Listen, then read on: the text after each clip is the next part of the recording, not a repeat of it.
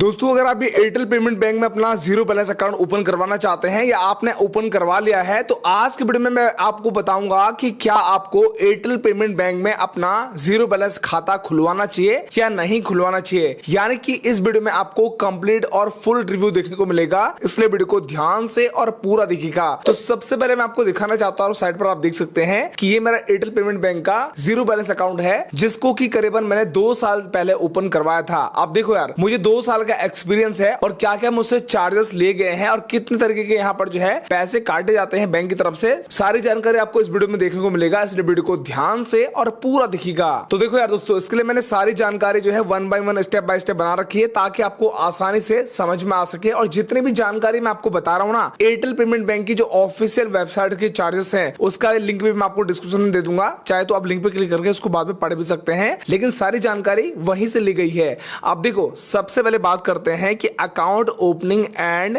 Facilitation charges के नाम पर आपसे 50 रुपए लिए जाते हैं।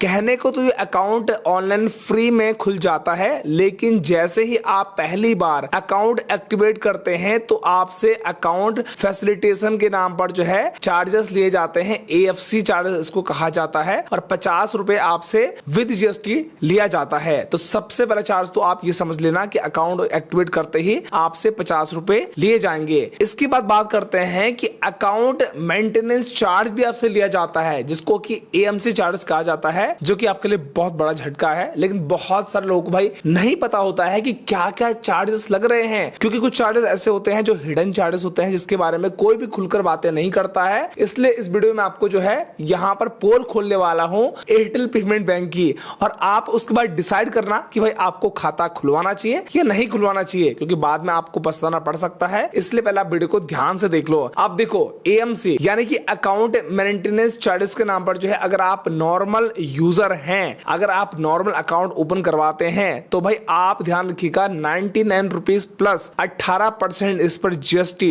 करीबन 18 रुपए आप ऐड और कर देंगे तो कुल मिलाकर 117 रुपए आपको जो है हर क्वार्टरली देना पड़ेगा। क्वार्टरली का मतलब होता है 3 महीने में आपसे यहाँ पर चार्जेस लिए जाएंगे। यानी कि पूरे साल की अगर बात की जाए तो करीबन 400 या 450 रुपए आपसे लिए जाते हैं अगर आप नॉर्मल यूजर हैं। अगर आपके अकाउंट में DBT आती है, जिसको कि क्या बोलते हैं कि डायरेक्ट बेनिफिशियरी ट्रांसफर, जो कि सब्सिडी हो गया, या आपके अकाउंट पर सरकार की तरफ से कोई और ट्रांसफर आता है जैसे कि किसान सम्मान निधि योजना हो गया, तो अगर आपके इस तरीके से पेमेंट आती है और पिछले 6 महीने में कोई भी एक सरकारी सब्सिडी आपके अकाउंट में आती है एयरटेल पेमेंट बैंक में, तो आपसे चार्जेस लिए जाएंगे मात्र 49 रुपीज प्लस 18% GST प्रति क्वार्टर, यानी कि हर तिमाही में। इसके अलावा अगर आपका सैलरी अकाउंट है एयरटेल पेमेंट बैंक का तो भाई आपसे चार्जेस थोड़े कम लिए जाएंगे, 45 रुपए प्लस GST 18%, जो कि हर क्वार्टर 3 महीने में ये भी लिए जाएंगे। तो इस चीज का आपको खासकर ध्यान रखना है। इसके अलावा यहाँ पर आपको SMS charges and hidden alert के भी यहाँ पर पैसे देने पड़ते हैं। बहुत से लोग ये सोचते हैं कि जो आपका SMS अलर्ट होते हैं वो फ्री में आपको मिलता है। अक्सर आपने देखा होगा, जैसे अगर आपके SBI बैंक में अकाउंट है, PNB बैंक में अकाउंट है, तो जब भी आपका बैंक अकाउंट से पैसे कटते हैं या आपको SMS में आपको जानकारी मिलती है तो भाई अब होता क्या ना, वो फ्री होती है बेसिकली। लेकिन एयरटेल पेमेंट बैंक जो है इसका भी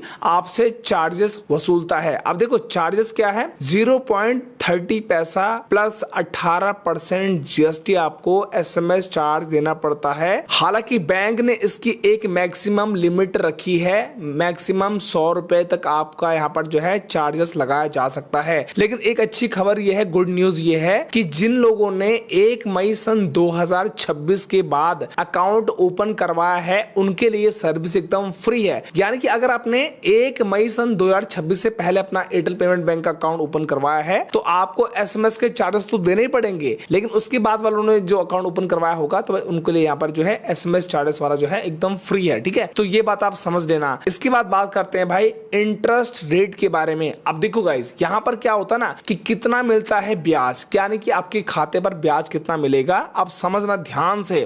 अगर आप 1 लाख रुपए तक अपने खाते में रखते हैं, एयरटेल पेमेंट बैंक में रखते हैं, तो आपको सिर्फ 1.5% पर एनम के हिसाब से, पर ईयर के हिसाब से इंटरेस्ट यहाँ पर जो है मिलता है आपके बैंक अकाउंट के बैलेंस पर। और याद रखिएगा टाइम टू टाइम यहाँ पर जो है बैंक क्या करता है, अपने इंटरेस्ट रेट को भी अपडेट करता है। तो जो फिलहाल प्रेजेंट टाइम में चल रहा है वो मैं आपको बता रहा हूं। अब मान के चलो एग्जांपल के लिए आपने 1 लाख रुपए अपने बैंक अकाउंट में रखा, तो अब यहां पर आपके 1 लाख रुपए अगर आप पूरे 1 साल के लिए रखोगे तो भाई उस पर आपको मात्र 1500 रुपए का ब्याज मिलेगा, जो कि बहुत ही ज्यादा कम है।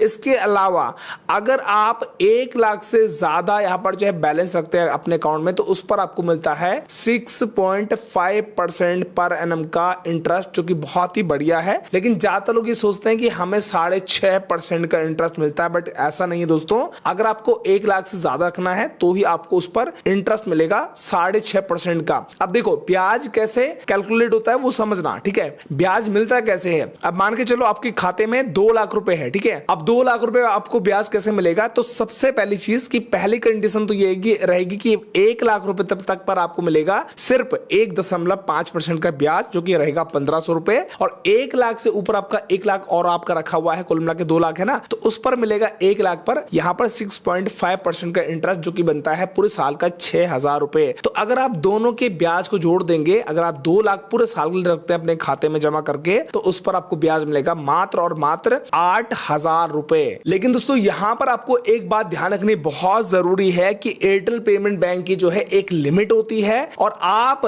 दिन के आखिरी में end of the day maximum 2 lakh रुपए ही अपने अकाउंट में रख सकते हैं, क्योंकि यहां पर जो है मैक्सिमम लिमिट इसकी 2 लाख रुपए ही होती है। तो इस बात का आपको खासकर ध्यान रखना है। तो चलिए दोस्तों अब बात करते हैं कैश डिपॉजिट और विड्रॉल के बारे में। यानी कि अगर आप पैसा जमा करते हैं अपने एयरटेल पेमेंट बैंक में, या फिर आप पैसा निकालते हैं, तो उस पर क्या चार्जेस लगते हैं। तो सबसे पहले बात करते हैं कि अगर आप कैश डिपॉजिट करते हैं बैंकिंग पॉइंट्स पर जाकर, जो एयरटेल पेमेंट बैंक के पॉइंट्स होते हैं ना, वहां पर अगर आप जाकर कैश जमा करते हैं अपने बैंक खाते में, तो उस पर चार्ज किस तरीके से लगता है। तो सबसे पहले 0 से लेकर 25,000 रुपए की अमाउंट पर जो है आपको कोई भी चार्जेस नहीं देने हैं। हर महीने आप बिना किसी चार्जेस के मैक्सिमम 25,000 रुपए तक जमा कर सकते हैं। इसके अलावा अगर आप 25,001 रुपए से लेकर 50,000 के बीच में जमा करते हैं अपने एयरटेल पेमेंट बैंक में, तो भाई आपको उस पर जो है 0.5% का यहां पर चार्ज देना होगा, यानी कि आधा % का। इस बात का आपको खासकर ध्यान रखना है। और अगर आप 50,000 उससे ज्यादा अमाउंट जमा करते हैं अपने खाते में, तो उस पर आपको चार्ज देना पड़ेगा डिपॉजिट के नाम पर 0.75%। इस चीज का आपको खासकर ध्यान रखना है। इसके अलावा बात करते हैं कैश विड्रॉल चार्जेस, यानी कि पैसे अगर आप निकालते हैं बैंकिंग पॉइंट पर जाकर, ठीक है, तो वहां पर किस तरीके से आपसे चार्जेस लिए जाएंगे। आप देखो 0 से लेकर 10,000 के बीच अगर आप पूरे मंथ में निकालते हैं, तो भाई आपको कोई भी चार्जेस यहां पर पे नहीं करने पड़ेंगे। और एक बात ध्यान रखिएगा कि 10,000 का मतलब होता है कि सारी लिमिट बनाकर 10,000 रुपए ही आपको यहां पर छूट मिलती है। अब मान के चलो आपने जो है एक बार में 5,000 रुपए निकाले, एक बार में आपने फिर एक महीने में 3,000 रुपए निकाले, फिर 2,000 रुपए निकाले, तो 5, 3, 2,000 रुपए मिलाओगे तो पूरे की पूरी 10,000 की लिमिट बन जाएगी। अगर आप उसके बाद निकालोगे तो भाई आपको यहां पर जो है चार्जेस देने पड़ेंगे। यानी कि अगर आप 10,000 से ऊपर पैसा निकालोगे तो 0.65% आपसे विड्रॉल के नाम पर चार्जेस भी ली जाएंगे। इस बात का आपको खासकर ध्यान रखना है। एक जरूरी बात आपको मैं बता दूं कि ये चार्जेस बैंकिंग पॉइंट्स पर लागू होते हैं और नियम समय समय पर जो है बदल सकते हैं। तो ये बेसिकली डिपेंड करेगा एयरटेल पेमेंट बैंक जो है कब कब क्या क्या चेंजेस करता है। तो चलिए दोस्तों अब बात करते हैं virtual debit card and physical debit card के चार्जेस के बारे में। दोस्तों अक्सर हम सभी को ये लगता है कि जो virtual debit card ATM card हमें मिलता है वो एकदम फ्री होता है, बट गाइस ऐसा बिल्कुल नहीं है। तो सबसे पहले आप जान लो कि वर्चुअल डेबिट कार्ड यानी कि सिर्फ एप्लीकेशन में जो आपको दिखता है, जिसके थ्रू आप जो है गूगल पे, फोन पे भी चालू कर सकते हैं, कोई भी यूपीआई ऐप में अपना बैंक अकाउंट को लिंक कर सकते हैं। तो भाई आप उस कार्ड को जो है जब आप खोलते हैं खाता, तो उस पर क्या होता है ना, खोलने का खर्चा एकदम 0 है, यानी कि फ्री है, लेकिन उस पर जो है एनुअल मेंटेनेंस चार्जेस आपसे सालाना लिया जाता है 50 रुपए प्लस 18% जीएसटी, यानी कि कुल मिलाकर 59 रुपीज आपको हर साल पे करना पड़ेगा, जो भी आपका वर्चुअल यहाँ पर जो है कार्ड में मिलता है आपको। लेकिन इस पे लॉस्ट रिप्लेसमेंट का कोई ऑप्शन नहीं होता है, क्योंकि ये खोने का कोई डर ही नहीं है, तो इसलिए एकदम फ्री है, ठीक है, यहाँ पर एप्लीकेबल नहीं होता है चार्जेस। अब बात करते हैं कि फिजिकल डेबिट कार्ड, यानी कि आपको जो है प्लास्टिक का जो एटीएम कार्ड मिलता है ना, अगर आप उसके लिए अप्लाई करोगे, जो पर्सनलाइज नाम वाला कार्ड होता है, उसमें आपका नाम प्रिंट होकर आएगा, जैसे मेरा नाम नवीन सिंह है तो नवीन सिंह नाम लिखा हुआ आएगा, तो उस कार्ड का आपसे चार्जेस लिया जाएगा 339 रुपए इंक्लूडिंग जीएसटी। और अगर आप जो है एनुअल की बात करें तो हर साल आपसे 299 रुपए यहाँ पर लिए जाएंगे। अगर आपका यहाँ पर कार्ड खो जाता है फिजिकल डेबिट कार्ड वाला तो भाई आपको 349 रुपीज का यहाँ पर जो है चार्ज देना पड़ेगा नए कार्ड इशू करने के लिए। आप बात करते हैं कि फिजिकल डेबिट कार्ड में बिना नाम का भी आपको एक एटीएम कार्ड इशू कर दिया जाता है, लेकिन उसके थोड़ा चार्जेस कम होते हैं जो होते हैं 299 इंक्लूडिंग जीएसटी। इसके अलावा जो आपका कार्ड का एनुअल फीस है यानी कि नेक्स्ट ईयर जो लगेगा वो 299 लगेगा सेम टू सेम।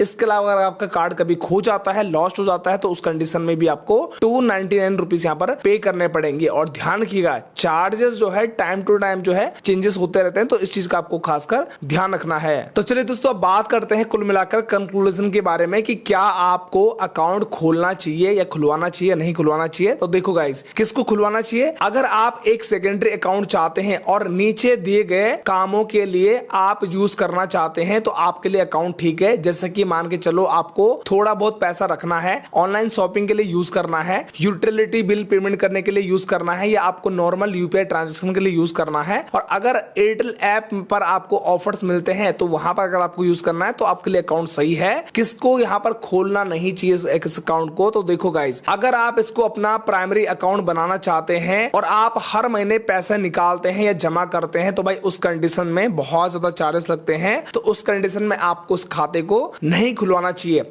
लेकिन दोस्तों मैं खुद की रिकमेंडेशन आपको ये देना चाहूंगा कि भाई मेरे पास कोटक महिंद्रा बैंक का कोटक 8110 बैलेंस खाता भी है जिसको मैं करीबन 7 साल से खुद भी यूज कर रहा हूं। आप देखो ये एकदम one of the best account है, एयरटेल से भी बढ़िया अकाउंट है। सबसे पहले बात करते हैं अकाउंट टाइप के बारे में। तो एयरटेल पेमेंट बैंक का जो अकाउंट होता है ना वो पेमेंट्स बैंक होता है, लेकिन कोटक महिंद्रा बैंक का एक प्रॉपर जो है यहाँ पर बैंक होता है जिस तरीके से ना वो अकाउंट होता है। अगर बात करें एनुअली मेंटेनेंस चार्जेस के बारे में तो भाई 99 प्लस यहाँ पर जो है आपको जीएसटी पे करना पड़ेगा हर क्वार्टरली। और अगर आपका यहाँ पर कोटक महिंद्रा बैंक अकाउंट है तो एकदम फ्री है। वर्चुअल डेबिट कार्ड आपको यहाँ पर जो है एयरटेल पेमेंट बैंक में चार्जेस लगते हैं, लेकिन आपको कोटक महिंद्रा बैंक में एकदम फ्री मिलता है। कैश विड्रॉल में भी यहाँ पर चार्जेस लगते हैं, लेकिन कोटक महिंद्रा बैंक में एकदम जो है अनलिमिटेड फ्री है इनके कोटक के एटीएम मशीन पर जाकर। इसके अलावा जो है गाइस आपके कोटक महिंद्रा बैंक के एटीएम कार्ड आपको लगभग हर जगह मिल ही जाते हैं, लेकिन एयरटेल पेमेंट बैंक के आपको एटीएम कार्ड जो है हर जगह नहीं मिल पाते हैं। इसके अलावा जो है मैक्सिमम जो यहाँ पर लिमिट है बैलेंस रखने की वो यहाँ पर एक दिन की 2 लाख रुपए है, लेकिन यहाँ पर कोटक महिंद्रा बैंक में यहाँ पर कोई भी लिमिट नहीं है। अगर बात करें इंटरेस्ट रेट के बारे में यानी कि ब्याज के बारे में तो भाई ब्याज आपको जो है 1 लाख रुपए से ऊपर के अमाउंट पर एयरटेल पेमेंट बैंक में आपको 6.5% का ब्याज मिलता है। लेकिन अगर आपके पास कोटक महिंद्रा बैंक अकाउंट है तो उस पर आपको मैक्सिमम 7% का इंटरेस्ट मिलता है एक्टिव मनी एफडी से। तो देखो यार, अगर आपको असली जीरो बैलेंस अकाउंट चाहिए बिना हिडन चार्जेस के तो भाई आप कोटक महिंद्रा बैंक का कोटक 8110 बैलेंस खाता खुलवा सकते हैं। और कैसे आपको कोटक महिंद्रा बैंक का अकाउंट ओपन करवाना है इस पर मैं ऑलरेडी वीडियो बना चुका हूं। अगर आपको वीडियो देखना है तो डिस्क्रिप्शन में आपको लिंक मिल जाएगा, और साथ ही साथ में आपको एयरटेल पेमेंट बैंक में खाता खुलवाना है तो उस वीडियो का लिंक भी मिल जाएगा डिस्क्रिप्शन में। आप दोनों वीडियो को देख सकते हैं और जिसमें मर्जी उसमें खाता खुलवा सकते हैं। आपको वीडियो कैसा लगा नीचे कमेंट बॉक्स में अपनी राय कमेंट करके जरूर बताना, और वीडियो को लाइक करके दोस्तों के साथ में इस वीडियो को जरूर शेयर करना। और दोस्तों आपको कोटक महिंद्रा बैंक और एयरटेल पेमेंट बैंक में से कौन सा बैंक अकाउंट बढ़िया लगता है अपनी राय कमेंट बॉक्स में कमेंट करके जरूर लिखना।